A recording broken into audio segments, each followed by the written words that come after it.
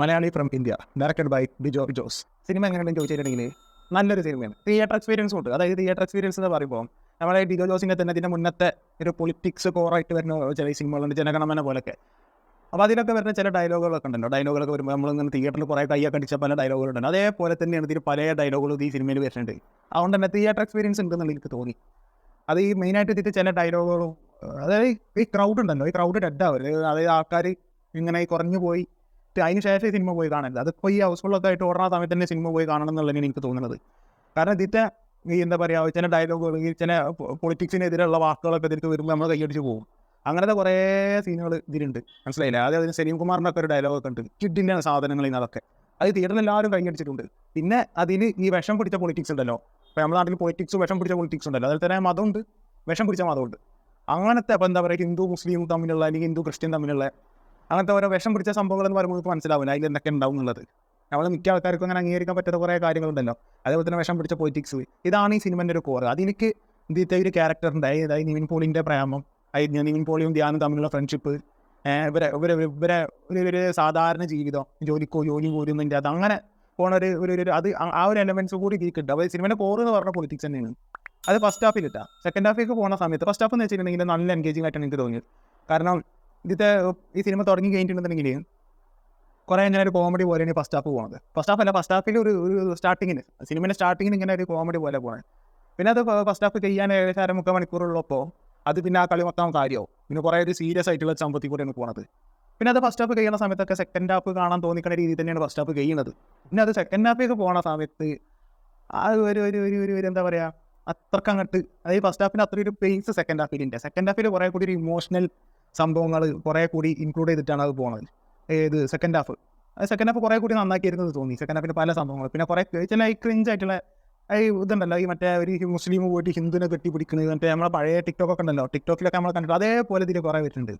കുറേ അല്ല, കുറച്ചൊക്കെ വരുന്നുണ്ട്. അതായത് ഈ മതസൗഹൃദം ഇങ്ങനെ കാണിക്കാൻ വേണ്ടിയിട്ട് കുറേ എഫേർട്ട് എടുത്ത പോലെ തോന്നി. അതങ്ങനെ ഒരു പരിധിക്കപ്പുറത്ത് പോയപ്പോഴേക്കും നമുക്ക് ക്രിഞ്ച് ആയി തോന്നുന്നു. അപ്പോൾ അങ്ങനത്തെ ഒരു ക്രിഞ്ചായിട്ടുള്ളൊരു ഫീല് ഈ ഒരു സിനിമയിൽ സെക്കൻഡ് ഹാഫിൽ കുറച്ചൊക്കെ വരുന്നുണ്ട്. പക്ഷെ അതൊന്നും സിനിമ കാണാതിരിക്കാനുള്ള ഒരു കാരണമൊന്നുമല്ല. സിനിമ അപ്പോൾ ആ ഒരു കുറച്ചൊരു സെക്കൻഡ് ക്രിഞ്ചായി തോന്നിക്കൊന്നും പറഞ്ഞ് സിനിമ കാണണ്ടെന്ന് പറയാൻ പറ്റില്ല. സിനിമ തിയേറ്ററിൽ പോയി കാണണം എന്നുള്ളതാണ് എനിക്ക് തോന്നുന്നത്. പിന്നെ ഞാൻ പറഞ്ഞല്ലോ, അത് ഡിജോ ജോസിൻ്റെ ഒരു ടിപ്പിക്കൽ സാധനമാണ്. ഡിജോ ജോസ് ഇങ്ങനെ മേക്ക് അദ്ദേഹത്തിൻ്റെ ഇതിന് മുന്നത്തെ സിനിമ കണ്ടിട്ടുള്ള ആൾക്കാർക്ക് അറിയാം. അതിലേക്ക് കുറച്ചൊരു വെറൈറ്റി എലമെൻറ്റ്സ് ഉണ്ടെന്നുണ്ടെങ്കിലും ഈ കോറ തന്നെയാണ്. ഈ കൈയടിക്കാനുള്ള സംഭവങ്ങളൊക്കെ വെച്ചിട്ടുണ്ട്. ചില അദ്ദേഹത്തിൻ്റെ ഒരു ഈ എഴുത്ത് ഡയലോഗൊക്കെ ഉണ്ട്. ഇത് നിവിൻ പോളിൻ്റെ കുറച്ച് ഡയലോഗുകളുണ്ട്, ധ്യാൻ്റെ ഇല്ല, പിന്നെ സലീം കുമാറിൻ്റെ ഉണ്ട്. അങ്ങനത്തെ ചില കൈയടിക്കാൻ പറ്റിയ ഒരു പ്രത്യേക സംഭവങ്ങളൊക്കെ ഇൻക്ലൂഡ് ചെയ്തിട്ട് തന്നെയാണ് സിനിമ എടുത്തിട്ടുള്ളത്. തട്ടിക്കൂട്ട് സിനിമ ഒന്നല്ല, നല്ല രസമുണ്ട് കണ്ടിരിക്കാൻ. പിന്നെ സെക്കൻഡ് ഹാഫ് അത്ര തന്നെ പേസിൽ ബോറടിക്കാന്നുള്ളതല്ല, പക്ഷെ അത്രക്ക് അങ്ങോട്ട് ഒരു സ്പീഡുള്ള പോലെ തോന്നിയില്ല. ചില സമയത്ത് ഒരു ചെറുതായിട്ടൊന്ന് എവിടെയോ ഒന്ന് വലിച്ച് നീട്ടിയാൽ പോലെ. അതുപോലെ തന്നെ സിനിമൻ്റെ ഡ്യൂറേഷൻ 2.25 മണിക്കൂറൊക്കെ അത് 2.5 മണിക്കൂർ കൊണ്ട് തീർക്കായിരുന്നു എന്ന് എനിക്ക് തോന്നി. കാരണം പല സാധനങ്ങളും ഇങ്ങനെ ആവശ്യമില്ലാതെ ഇങ്ങനെ ചില സീനുകളൊക്കെ വരുന്ന പോലെ തോന്നി. പിന്നെ അതേപോലെ തന്നെ എടുത്ത് പറഞ്ഞതാണ് ബാക്ക്ഗ്രൗണ്ട് മ്യൂസിക്. അത് ഈ ഇമോഷണൽ സാധനങ്ങളൊക്കെ വരുന്ന സമയത്ത് കിഡിലും ബാക്ക്ഗ്രൗണ്ട് സ്കോറാണ് കൊടുത്തത്. ഓവറോൾ ജെക്സ്മിൻ്റെ ബീജം പറയുന്നത് അതങ്ങനെ പോയിട്ട് നേരെ നിർത്തിയിട്ടുണ്ട്. പക്ഷേ ഇമോഷണൽ സീൻസ് വരുന്ന സമയത്ത് അതിൻ്റെ ഒരു പവർ ശരിക്കും മനസ്സിലാവുന്നുണ്ട് ഇതിൻ്റെ ഈ BGM-ൻ്റെ. പിന്നെ പെർഫോമൻസിൻ്റെ കാര്യം പറയുകയാണെന്നുണ്ടെങ്കിൽ ആരും പോരല്ല, മനസ്സിലായില്ലേ. അത് നിവിൻ പോളി ഓബ്വിയസ്ലി നിവിൻ പോളിൻ്റെ പെർഫോമൻസിനെ പറ്റി അറിയാം. അതിൽ നിവിൻ പോളിയാണ് ശരിക്കും അടിപൊളിയായിട്ട് ചെയ്യുന്നത്, നല്ല രീതിയിൽ ചെയ്തിട്ടാണ്. അത് ഞാനങ്ങനെ പറയാനുള്ള കാരണം എന്ന് വെച്ചിട്ടുണ്ടെങ്കിൽ ഇതിൽ നമ്മൾ ഈ കണ്ട് മടുത്തിട്ടുള്ള ഒരു കുറേ കോമഡികൾ ഇതിലുണ്ട്. നമ്മൾക്ക് ഇതിന് മുന്നൊക്കെ കണ്ടുപോയിട്ടുള്ള കുറേ സിനിമകൾ കണ്ടിട്ടുള്ള അത് നമ്മൾ ക്രിഞ്ചായി പോകേണ്ട സാധനം, ആ കോമഡി നിവിൻ പോളി ചെയ്യുന്നതുകൊണ്ട് മാത്രം അത് നമുക്ക് ചിരി വരുന്ന സാധനം. നിവിൻ പോളിൻ്റെ ഒരു ചിരിയും മുഖഭാവം ഇതൊക്കെ വരുന്ന സമയത്ത് ഇത് വേറെ ആരെങ്കിലും ചെയ്യുകയാണെങ്കിൽ പറയും. പക്ഷേ നിവിൻ പോളി ചെയ്തപ്പോൾ ക്ലിക്കായി, മനസ്സിലായി. അപ്പോൾ വർഷങ്ങൾക്ക് ശേഷത്തിൽ അത് ആ കോമഡിയൊക്കെ ഉണ്ടല്ലോ, നിവിൻ പോളി ചെയ്തുകൊണ്ടാണ് നമുക്ക് ക്ലിക്ക് ആവുന്നത്. അതേപോലെ ക്ലിക്ക് ആവണ കോമഡി നിവിൻ പോളി ചെയ്യണോണ്ട് ക്ലിക്ക് ആവണ കോമഡികളുണ്ട്. പിന്നെ അറിയാലോ, നിവിൻ പോളി കുറേ കൂതറ സാധനങ്ങൾ ചെയ്തതിന് ശേഷമാണ് വർഷങ്ങൾക്ക് ശേഷം സിനിമയിൽ അത്. പിന്നെ പക്ഷേ അദ്ദേഹത്തിൻ്റെ സിനിമ എന്ന് അവകാശപ്പെടാൻ പറ്റും. പക്ഷേ ഇത് ഒരു നിവിൻ പോളി സിനിമ തന്നെയാണ്, ടിപ്പിക്കൽ നിവിൻ പോളി സിനിമയാണ്. ടിപ്പിക്കൽ എന്ന് വെച്ചിട്ടുണ്ടെങ്കിൽ ഒരു എൻ്റർടൈൻമെൻറ്റ് രീതിയിൽ നോക്കുകയാണെങ്കിൽ ഒരു നല്ലൊരു നിവിൻ പോളി ചിത്രമായിട്ടാണ് എനിക്ക് തോന്നിയത്. ചിലർ ഞാൻ പറഞ്ഞു കേട്ടത് നിങ്ങൾക്ക് കണക്ട് ആയില്ല, അത് കണക്ട് ആവാതിരിക്കാനൊന്നും ഇല്ലത്. അപ്പോൾ എന്താണ് ഇതിലിപ്പോൾ മനസ്സിലാക്കാനുണ്ട്? അതിപ്പോൾ ഞാൻ പറഞ്ഞല്ലോ, അതൊരു പൊളിറ്റിക്സും ആണ് സിനിമേൻ്റെ ഒരു കോർ എന്ന് പറയുന്നത്. അത് ഭയങ്കര ഇൻഡപ്തായിട്ട് കൊല്ലാൻ പോകുന്നത്. അപ്പോൾ ഇൻഡപ്തായി പോയാലും സിനിമ അവിടെ റിലീസ് ചെയ്യുന്നുണ്ടാവില്ല. അപ്പോൾ മങ്കി മാൻ എന്ന് പറഞ്ഞ സിനിമ റിലീസ് ചെയ്യാൻ പറ്റുക, ഇൻഡപ്തിലേക്ക് പോയതാണ്, പൊളിറ്റിക്സ് ചെയ്യാൻ പറ്റില്ലല്ലോ. ഇത് ഇവിടെ ഇറക്കേണ്ട സിനിമേൻ്റെ. പിന്നെ ഇത് ഈ പ്രൊമോഷൻ്റെ സമയത്ത് ഞാൻ പറഞ്ഞിട്ട് ഈ എന്താ പറയുക, മലയാളികൾക്ക് മാത്രമേ കണക്ട് ചെയ്യാൻ പറ്റുള്ളൂ എന്ന് പറയാം. ഇത് മലയാളികൾക്ക് മാത്രം കണക്ട് ചെയ്യാൻ പറ്റുള്ളൂ എന്നുള്ളത് എനിക്കറിയില്ല. പക്ഷെ മലയാളികൾക്കും കണക്ട് ചെയ്യാൻ പറ്റും, അത് എനിക്കറിയാം. നമുക്ക് മാത്രമേ പറ്റുള്ളൂ, അങ്ങനെ ആവും അതിനെ പറ്റുമെന്ന് എനിക്കറിയില്ല. പിന്നെ അതേപോലെ തന്നെ ഇതിൽ എടുത്ത് പറയേണ്ട വേറൊരു പെർഫോമൻസ് എന്ന് വെച്ചിട്ടുണ്ടെങ്കിൽ, ഇതിലൊരു പാകിസ്ഥാൻകാരനുണ്ട്. അത് സെക്കൻഡ് ഹാഫിൽ മൂപ്പരാൾ പെർഫോമൻസ് എന്ന് വെച്ചിട്ടുണ്ടെങ്കിൽ കിഡിലനാണ്, മനസ്സിലായില്ല, നല്ല രീതിയിൽ പെർഫോം ചെയ്തിട്ടുണ്ട്. അത് അദ്ദേഹത്തിൻ്റെ പേരെന്താണെന്നുള്ളത് എനിക്കറിയില്ല. പിന്നെ മഞ്ജു പിള്ള, നിവിൻ പോളിൻ്റെ അമ്മയായിട്ടാണ് ആ ക്യാരക്ടർ വരുന്നത്. പിന്നെ ഈ അനശ്വര കുറച്ച് ഭാഗത്തുള്ളൂ. പിന്നെ ഷൈൻ ടോമിൻ്റെ കുറച്ച് മാസ സീനുകളുണ്ട്. ഷൈൻ ടോമിൻ്റെ ഒരു മാസ സീൻ എന്ന് പറയുമ്പോൾ ഇതിനെ മുന്നേ ഒരു ദിലീപിൻ്റെ ഒരു സിനിമയത്തെ സീന് പോലൊക്കെ തോന്നി. പിന്നെ അത് പോട്ടെ, ഒന്നും ഇപ്പോൾ അങ്ങനെ നെഗറ്റീവായിട്ടൊന്നും പറഞ്ഞ കാര്യമൊന്നുമില്ല. അതിൽ ഞാൻ പറഞ്ഞ ഷൈൻ ടോം ഇതിന് മോന്തൊക്കെ രണ്ടാൾക്കാർക്ക് ഇങ്ങനെ മോന്തൊക്കെ കൊടുക്കുന്ന ഒരു സംഭവമൊക്കെ ഉണ്ട്. അതൊക്കെ അതിൻ്റെ മുന്നത്തെ സിനിമയിലൊക്കെ നമ്മൾ കണ്ട്, ദിലീപേട്ടൻ്റെ ഒരു സിനിമയിലൊക്കെ നമ്മൾ കണ്ടുപോയ സംഭവമാണ്. അതന്നെയാണ് ഇന്ത്യക്ക് വന്നിട്ടുള്ളത്. ആ സിറ്റുവേഷൻ മാത്രം വ്യത്യാസമുള്ളൂ. അതൊക്കെ ഒന്ന് കുറച്ചൊന്ന്, അതായത് പറഞ്ഞത് അത് അവിടെയും കൂടിയൊക്കെ നന്നാക്കാനുണ്ട് സിനിമ. ഞാൻ പറയുമ്പോൾ ഈ സിനിമ ഇനി കുറച്ചും കൂടി ഒന്ന് നന്നാക്കിയിരുന്നു. അപ്പോൾ ഒരു അടിപൊളി സിനിമ എന്നുള്ളൊരു രീതിയിലേക്ക് മാറിയത്. പക്ഷേ എന്നാലും നല്ലൊരു സിനിമ തന്നെയാണ്, വലിയൊരു സംഭവം ഇല്ലാന്നുള്ളൂ, വലിയ അതിഗംഭീരം അങ്ങനെയല്ല, എന്നാലും നല്ലൊരു സിനിമയാണ്. ഞാൻ പറഞ്ഞത് മഞ്ജു പിള്ളൻ്റെ പെർഫോമൻസ് അമ്മയായിട്ടാണ് അഭിനയിക്കുന്നത്. മഞ്ജു പിള്ള കിട്ടില്ല, വേറെയല്ല, മഞ്ജു പിള്ള എന്ന് വെച്ചിട്ടുണ്ടെങ്കിൽ ഭയങ്കര കഴിവുള്ള നടിയാണ്. അത് കുറച്ച് സീനുള്ളൂ എന്നുണ്ടെങ്കിലോ ആ കിട്ടിക്കാനായിട്ട് ചെയ്തിട്ടുണ്ട്. അനശ്വര എന്നുണ്ടെങ്കിൽ അനശ്വരനെ സത്യം പറഞ്ഞാൽ കൊണ്ടുവന്നത് നന്നായി. അനശ്വര കുറച്ചുള്ളൂ, പറയുന്നതിന് ഇപ്പോൾ ഒരു 5-6 സീനിലുണ്ടാവും അനശ്വര. എന്താ പറയുക, അത് ഈ അഭിനയം അറിയില്ലാന്നുണ്ടെങ്കിൽ ഈസിലി വെറുപ്പിക്കാൻ പറ്റിയൊരു ക്യാരക്ടറിങ്. അത് ഒന്നും ചെയ്യണ്ട, അത് അഭിനയം അറിയാത്തവരെ കൊണ്ടാണ് അവിടെ വന്ന് നിൽക്കണമെന്നുണ്ടെങ്കിൽ എന്തായാലും വെറുപ്പിക്കും, 100%.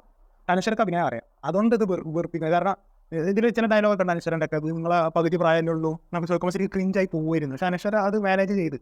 പിന്നെ ഷൈൻ ടോം ആ ഒറ്റ സീനിലുള്ളൂ, എടുത്ത് പറയുന്നത്. സലീം കുമാർ കുറച്ച് സീനിലുള്ളൂ, ധ്യാനും കുറച്ച് സീനിലുള്ളൂ. ധ്യാനം ഫസ്റ്റ് ഹാഫിൽ കുറേ ഉണ്ട്, പിന്നെ സെക്കൻഡ് ഹാഫിൽ വരുമ്പോൾ ധ്യാൻ ഇന്ത്യാന്ന് വേണമെങ്കിൽ പറയാം. സെക്കൻഡ് ഹാഫിൽ ആകെ 2 സീനിലായിട്ടുള്ളൂ ധ്യാൻ. അപ്പോൾ ഇതിൽ നിവിൻ പോളി ചിത്രമാണ്, നിവിൻ പോളിയാണ് ഇതിൻ്റെ നായകൻ. ഇതിൻ്റെ നായകന് നിവിൻ പോളിയാണ്. ഇപ്പോൾ നിവിൻ പോളി ഒരു നല്ലൊരു നിവിൻ പോളി ചിത്രമായിട്ടാണ് എനിക്ക് തോന്നിയത്. ഞാൻ പറയില്ല, അതിൽ പോരായ്മകളുണ്ട്, പ്രത്യേകിച്ച് സെക്കൻഡ് ഹാഫിൽ വരുമ്പോൾ ഈ കുറേ ഭാഗങ്ങൾ നന്നാക്കിയിരുന്നു, ഇത് ഒഴിവാക്കിയെന്ന്. ചില ഭാഗങ്ങൾ ഇപ്പോൾ ഞാൻ പറഞ്ഞ പോലെ ഈ മതസൗഹൃദം കാണിക്കാൻ വേണ്ടി കൂടുതൽ എഫേർട്ട് ഇടണ പോലെ, അപ്പോൾ ആ സമയത്ത് നമുക്ക് വരുന്ന ക്രിഞ്ച് അങ്ങനത്തെ. പക്ഷേ അതൊക്കെ ചെറിയ ചെറിയ മിസ്റ്റേക്കുകളാണ്, മനസ്സിലായില്ല. പിന്നെ ഒരു കാര്യം ഇതിൽ VFX ഉണ്ട്. VFX എന്ന് പറഞ്ഞാൽ എലിൻ്റെ VFX ഉണ്ട്. അത് നമ്മളെ ഈ എലി ഇങ്ങനെ കുറച്ച് സംഭവങ്ങളുണ്ട്. എലിൻ്റെ ഒരു VFX ഉണ്ട്, അടിപൊളി സാധനം ചെയ്തിട്ടുണ്ട് സത്യം. പക്ഷേ ലിക്ക് അത് എലി അവിടെ വന്ന് നിന്നിട്ടുണ്ടെങ്കിൽ എലി അഭിനയിക്കണ പോലെ അത്രയും പെർഫെക്റ്റ് ആയിട്ടാണ് ആ എലിൻ്റെ ആ ഒരു VFX ചെയ്ത് വെച്ചിട്ടുള്ളത്. അത് കേട്ടിട്ടിങ്ങനെ. അപ്പോൾ മൊത്തത്തിൽ നല്ലൊരു സിനിമ തന്നെയാണ്, മനസ്സിലായില്ല. അത് ഈ ഇനിയിപ്പോൾ നെഗറ്റീവ് റിവ്യൂകൾ ഇങ്ങനെ ഒരാരും കണക്റ്റ് ആയില്ല എന്ന് പറഞ്ഞിട്ട് കണക്റ്റ് ആവാതിരിക്കാൻ ഒന്നും ഇല്ല. നല്ലൊരു സിനിമ, വെറുതെ കണക്റ്റ് ആയില്ല. അത് പിന്നെ എന്താണ് കണക്റ്റ് ആവാനെന്ന് എനിക്ക് മനസ്സിലായി. അതിങ്ങനെ റിവ്യൂസ് ഇങ്ങനെ നോക്കി കണക്റ്റ് ആയില്ല, എന്ത് കണക്റ്റ് ആയില്ല എനിക്കൊന്നും മനസ്സിലായില്ല. എന്താണ് ഇതിൽ കണക്റ്റ് ആവാൻ മാത്രം, ഇതിൽ മനസ്സിലാവാതെ പോകാൻ മാത്രം ഇതിൽ എന്തുണ്ട്? വളരെ ബേസിക് ആയിട്ടുള്ള പൊളിറ്റിക്സ്, അതൊക്കെ നമുക്കറിയാം. നമുക്കറിയാത്തതായിട്ട് ഈ സിനിമയിലൊന്നും പറഞ്ഞില്ല. നമുക്കറിയാം സംഭവങ്ങളൊക്കെ നമ്മുടെ നാട്ടിൽ നടക്കുന്ന സാധനം തന്നെയാണ്. അധികം ഡെപ്ത് ഇട്ട് ഭയങ്കര ആഴത്തിലേക്ക് പോയിട്ടില്ല എന്നുള്ളൂ. പക്ഷെ അത് ഒരു മതക്കാരെ കുറ്റം പറയാതെ, അല്ലെങ്കിൽ പാർട്ടിക്കാരെ കുറ്റം പറയാതെ, അത് നല്ല വൃത്തിയിലായിട്ട് ഡിജോ ജോസ് എടുത്തിട്ടുണ്ട്. ഇനിയിപ്പോൾ എന്താണ് ആൾ ചെയ്യേണ്ടത്, ഡിജോ ജോസ് എന്താണ് ചെയ്യേണ്ടത്? ഇപ്പോൾ ഈ ഒരു ടോപ്പിക്കിൽ ഇങ്ങനത്തെ ഒരു സിനിമ എത്രത്തോളം നന്നാക്കാൻ പറ്റും അത്രത്തോളം ഡിജോ ജോസ് സിനിമ നന്നാക്കിയിട്ടുണ്ട്. ബട്ട് സ്റ്റിൽ അതിൽ അവിടെയും കൂടിയൊക്കെ പോരായ്മ. ഞാൻ പറഞ്ഞ ക്രിഞ്ചും കാര്യങ്ങളും അങ്ങനെ വരുന്ന 2-3 കാര്യങ്ങൾ. പക്ഷേ തിയേറ്ററിൽ പോയി കാണണം എന്നുള്ളത് സജസ്റ്റ് ചെയ്യും. വേറെ ഒന്നും ഉണ്ടല്ല, നിങ്ങൾ കൈയടിച്ച് ആർക്കും കൊടുക്കണം, എല്ലാന്നുണ്ടെങ്കിൽ തിയേറ്ററിൽ പോകണ്ട, OTT വന്നിട്ട് ഇറങ്ങി കണ്ടാൽ മതി. അതൊന്നും എൻ്റെ കൈയടിക്കാതെ ബിംബം പോലെ ഇരുന്ന് കാണുകയാണെന്നുണ്ടെങ്കിൽ അപ്പോൾ തിയേറ്ററിൽ എന്തെങ്കിലും പോകണോണ്ട് കാര്യമില്ല. പക്ഷെ ഒരു കാര്യം പറയാതെ ഇങ്ങനത്തെ ചില ഡയലോഗുകൾ വരുന്ന സമയത്ത് അങ്ങനെ കൈയടിക്കണം ഇതിനൊക്കെ തയ്യാറാണെന്നുണ്ടെന്നുണ്ടെങ്കിൽ ക്രൗഡ് കുറയണം മുന്നേ. എന്തായാലും ഇപ്പോൾ ഒരു സമയം കഴിഞ്ഞാൽ ക്രൗഡ് കുറയില്ല, എത്ര നല്ല സിനിമയാണെങ്കിലും. അപ്പോൾ ആ ക്രൗഡ് കുറയണം മുന്നേ നിങ്ങൾ സിനിമ കാണണമെങ്കിൽ നന്നായിരിക്കും. കാരണം ഒരു 5-6 സീനിൽ കൈയടിക്കാളുണ്ട്, നല്ല കോമഡി ഉണ്ട്. നിവിൻ പോളി ചെയ്യണോണ്ട് നമുക്ക് ചിരി വരുന്ന കുറച്ച് കോമഡികളുണ്ട്. മഞ്ജു പിള്ളൻ്റെ കുറച്ച് കോമഡികളുണ്ട്, കുറച്ച് താരങ്ങളുണ്ട്. അങ്ങനെ മൊത്തത്തിൽ പിന്നെ റൊമാൻസ് ഒരു പൂവാലനാണ് നിവിൻ പോളി അനശ്വരൻ്റെ. ഇങ്ങനെ പിന്നെ ഒരു കോഴിത്തരം കാട്ടണ അത് നല്ല രസമുണ്ട്. ആ കോഴിത്തരം ശരിക്കും കോഴി നിവിൻ പോളി, അതൊന്നും പറയാനില്ല. അങ്ങനെ ഇങ്ങനെ നിൽക്കണ അത്യാവശ്യം നല്ലൊരു സിനിമ. ഭയങ്കരമായിട്ട് പൊളിറ്റിക്സ് അധികം ആഴത്തേക്ക് പോകാതെ ഇങ്ങനെ ആരും കുറ്റം പറയാതെ, അല്ലെങ്കിൽ മതക്കാരെ കുറ്റം പറയാതെ, അവരെ സൈഡിലേക്ക് ആക്കാതെ അങ്ങനെ പോണ. കാരണം അത് ഒരു സൈഡിലേക്ക് ആക്കാൻ കേരള സ്റ്റോറി മാറി. ഞാൻ ഷാവണി ഉണ്ണികൃഷ്ണനായി മാറിയത്, അത് അങ്ങനെ സംഭവിച്ചിട്ടില്ല. നല്ല രീതിയിൽ ഈ ഒരു സാധനം മുന്നോട്ട് പോയിട്ടുണ്ട്.